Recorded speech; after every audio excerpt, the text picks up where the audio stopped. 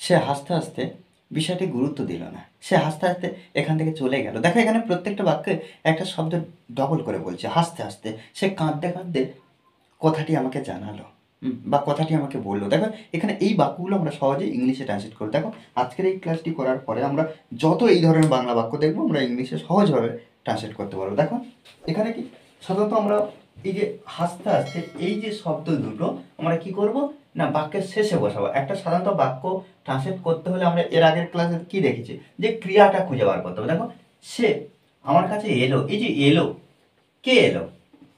আমরা ক্রিয়াকে কি করছি অর্থাৎ ভার্ব কে দিয়ে প্রশ্ন হচ্ছে, কে এলো? সে এলো।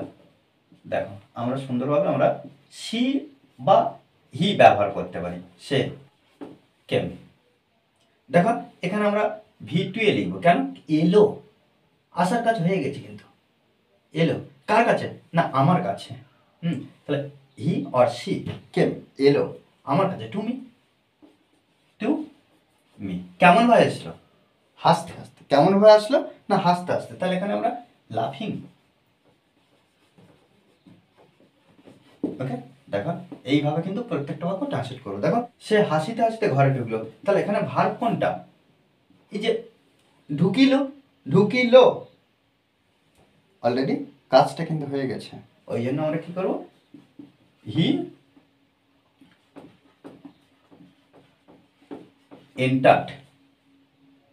এন্টার সে ঢুকিলো বা প্রবেশ করলো। এখানে আমরা প্রবেশ করলো বলতে পারি। কোথায়? হোম। হি এন্টার্ড হোম, সে ঘরে প্রবেশ করলো। লাফিং। ওকে, সে হাসতে হাসতে চলে গেল। তাহলে এখানে আমরা সিও লিখতে পারি।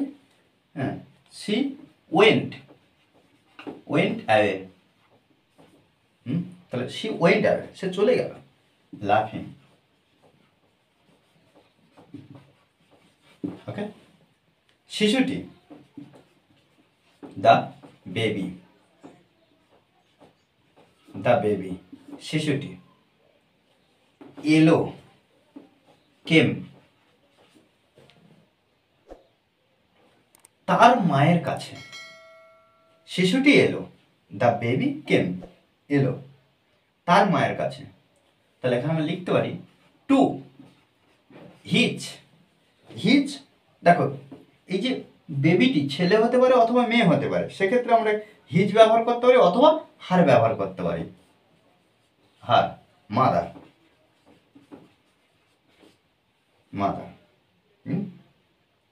হাসতে হাসতে লাফিং। দেখো এইভাবে সহজভাবে আমরা ট্রান্সলেট করবো। আমাদেরকে বারবার কিন্তু প্র্যাকটিস করতে হবে। ওকে, আর এই ক্লাসটি যদি ভালো লাগে অবশ্যই লাইক কমেন্ট শেয়ার। আর যারা এখনো পর্যন্ত এই চ্যানেলটি সাবস্ক্রাইব করেনি তারা অবশ্যই চ্যানেলটি সাবস্ক্রাইব করে পাশে থাকবেন। Okay, thanks for watching this video.